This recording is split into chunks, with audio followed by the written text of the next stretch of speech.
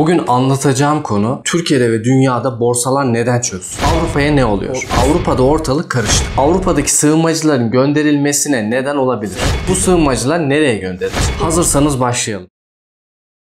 Bu hafta neler oldu? İsrail'de savaş kabinesindeki Bakan Gantz istifa etti. Belçika'da Başbakan istifa kararı aldı. Fransa'da Cumhurbaşkanı Emmanuel Macron meclisi feshetti ve erken seçim kararı aldı. Öncelikle çok hareketli bir dönem yaşıyoruz. Avrupa'ya ne oluyor? Aslında bu Avrupa'da yaşanan olası erken seçimlerin ve istifaların asıl sebebi nedir diye sorarsanız ben sığınmacılar derim. Çünkü Avrupa'da Hristiyan partiler yani din odaklı partiler, aşırı sağcılar diyoruz biz bu partilere, biz sığınmacıları göndereceğiz diyorlar. Sol partilerde sol parti olmasından dolayı yapısı gereği sığınmacıları entegre edelim modunda oldukları için halk da sığınmacılara karşı bir tepki gösterebilmek adına sağ partilere oy veriyor. Doğal olarak oy verilen sağ partiler oyunu arttırıyor. Avrupa'daki devletler parlamenter sistemle yönetildiği için sistemsel olarak sağ partilerin yükselmesi demek iktidarın meşruiyetini kaybetmesi anlamına geliyor. Bundan dolayı iktidardaki partiler sağın daha fazla güçlenmesini istemedikleri için aslında bir güven oyu alarak yollarına devam etmek istiyorlar. Henüz sağ güçlenmemişken ya da tam anlamıyla güçlenmemişken kendilerini garanti altına almak istiyorlar. Bundan dolayı erken seçim kararları verildi. Bakalım diğer ülkeler ne yapacak? Bu yeni gelişmeler her an olabilir. Bahsettiğim Avrupa'daki gelişmeler ve erken seçim kararları Avrupa borsalarını ve bizim borsalarımızı olumsuz etkiledi. Niye olumsuz etkiledi? Bunun mantığı nedir derseniz şöyle cevap veririm size. Erken seçim demek her zaman belirsizlik demek. Piyasalar belirsizliği sevmez. Piyasalar bu durumu her zaman olumsuz fiyatlar. Bundan dolayı da Avrupa borsaları ve Türkiye borsasında bir düşüş gerçekleşti. Borsanın olumsuz etkilenmesinin nedenlerinden birisi de Avrupa'da sağ partilerin güçlenmesi. Avrupa'daki sığınmacıların gönderilmesine neden olabilir. Bizim borsamızın olumsuz etkilenmesinin nedenlerinden biri ise Avrupa'daki sağ partilerin güçlenmesi. Bu ne demek? Ne alakası var diyebilirsiniz. Şöyle, Avrupa'da sığınmacılar gönderilirse bu sığınmacılar nereye gönderilecek? Bu konu tekrar tartışılmaya başlar. Bu konuda tekrar Türkiye kilit bir ülke olabilir. Türkiye yeni bir göç dalgasıyla karşı karşıya kalabilir. Bu sorunların olma ihtimali aslında bizim piyasalarımızı biraz sarstı. Ama hızlı bir şekilde topladığımızı düşünüyorum.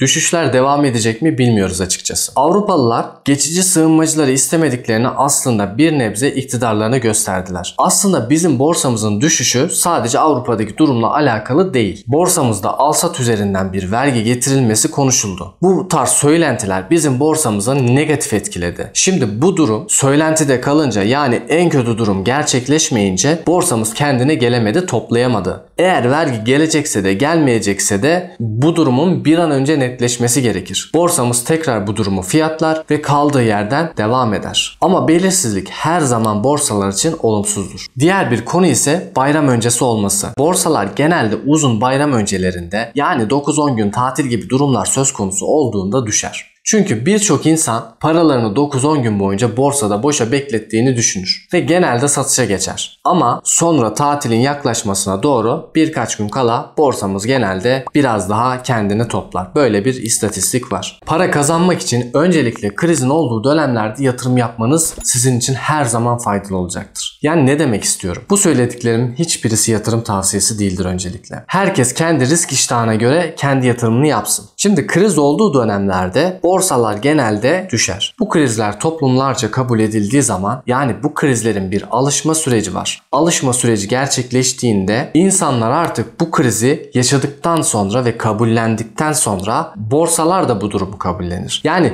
krizin hikayesi bittikten sonra borsalar tekrar artmaya başlar. Yani burada da yine bir şu anki mevcut durumda da aslında bir kriz var. Avrupa'da olan bir kriz. Türkiye'de olan vergi söylemleri, borsada uzun zamandır yaşanan düşüşler. Aslında bu dönemde iyi bir yatırımcıysa parasının tamamını değil kesinlikle kademeli olarak toplama sürecine geçer. Tabii ki bu düşüşler daha da derinleşebilir. Bu risk her zaman vardır arkadaşlar. Borsada eğer yatırım yapıyorsanız Düşüşlerin her zaman yaşanabileceğini ve bu krizlerin her zaman olabileceğini hiçbir zaman göz ardı etmeyin. Ne diyoruz biz? Borsa uzun vadeli bir yatırımdır diyoruz. Dünyada her zaman krizler çıkabilir. Olası bir virüs çıkabilir. Uçaklar yasaklanabilir. Felaket tellal anlamında konuşmuyorum da bunlar her zaman olabilir. Dolayısıyla riski kabullenerek borsaya yatırım yapmalısınız. Kısa vadede ödeyeceğiniz paralarla borsaya kesinlikle yatırım yap. Çoğu hisse neredeyse zirvesinin yarısında. Güzel firmalarda aynı şekilde. Hani sadece yan hisseler için bahsetmiyorum. Trend çizgilerini takip ederek destek çizgilerine yakın yerlerden almaya özen gösterin. Çünkü trend çizgileri güzel bir istatistiktir. Borsalar trend çizgisinin altına da düşebilir ama oradan dönme ihtimali de var. Kademeli alımlar yapmak gerçekten yatırımcı için faydalı olacaktır. Öncelikle borsada yatırım yaparken bilinçli yatırımcı olmak zorundayız. Yani ne alıp ne sattığınızın farkında olmalısınız. Nereden alıp nereden sattığınızı da yatırımlarınızın yüzde kaçını borsaya koyduğunuzda bileceksiniz. Olası krizlerde en azından eliniz ayağınıza dolaşmaz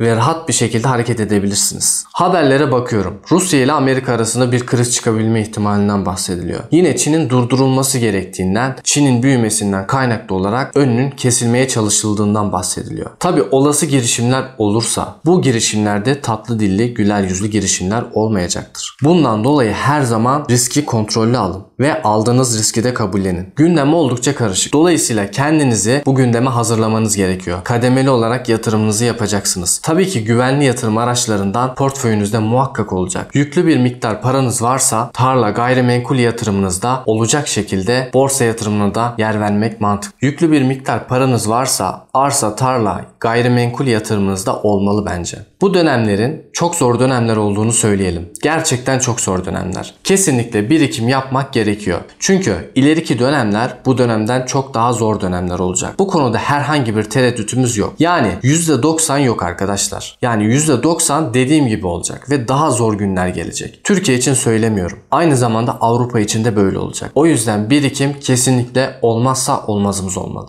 Birikim yapmamız gerek.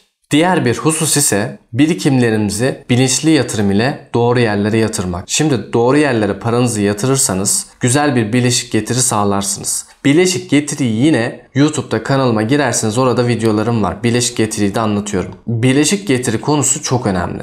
Bundan dolayı ayrı bir video bile çekebilirim. Şimdi bir gerçek de var. Ülkemizde doların fiyatı gerçekten çok düşük kaldı. Doların fiyatı çok düşük olduğu için bizim paramız daha değerli. Paramız değerli olduğu için de daha çok mal alabiliyoruz. Yani yurt dışı hisse senetlerini aldığımızı varsayalım. Ya da yurt dışı hisse senedi fonlarından aldığımızı düşünelim. 5 adet fon alacakken 6 adet fon alabiliyoruz aslında. Çünkü dolar ucuz arkadaşlar. Dolar ucuz demek gidin dolar alın kasaya koyun 5-10 sene bakmayın anlamında değil kesinlikle. Böyle bir şey söylemiyorum. Burada sadece doların değerinin ucuz kaldığından bahsediyorum. Bu sebeple dolarla getiri sağlayan yatırım araçlarına yönelmek mantıklı olabilir. Altın gibi.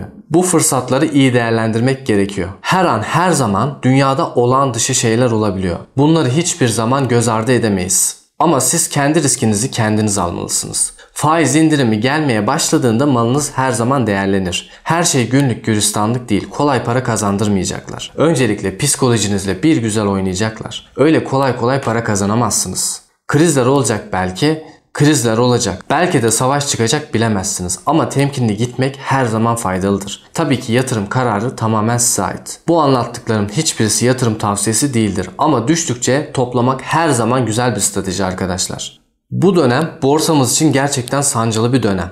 Neden böyle dedim? Çünkü Borsa İstanbul şirketleri faizler yüksek olduğu için düşük faizli kredi kullanamıyorlar. Bundan dolayı yeterince büyüyemiyorlar. Bilançolar genelde çok iyi değil. Ayrıca üretilen malları satmak da bu dönemde gerçekten bir problem onlar için. Ve yine krediler kapalı olduğu için de genel olarak satışlarda bir azalma var. Bilançolardaki kar oranları da genelde düşük. Enflasyon muhasebesi de yapılınca bu kar oranlarının çok düşük olduğu görülüyor. Bir süre borsamız bu seviyelerde kalabilir açıkçası. Borsada düzeltmeler her zaman olabilir. Biz ne yapacağız? Burada biz de borsa düşerse kademeli olarak alarak bunu bir alım fırsatı olarak değerlendirebiliriz. Tabii ki yatırım tavsiyesi olmadığını tekrar vurgulamak istiyorum. Şimdi bu videomuzda burada noktalayalım. Aslında yine çok farklı bir video oldu. Hem gündemi değerlendirdik hem de gündemin borsaya etkisini ele aldık. Borsa ile alakalı güzel bir sohbet olduğunu düşünüyorum ve faydalı bilgiler olduğunu düşündüğüm bilgileri sizlerle paylaştım. Şimdi arkadaşlar, videodan ayrılmadan önce lütfen videomu beğenmeyi ve kanalıma abone olmayı unutmayın.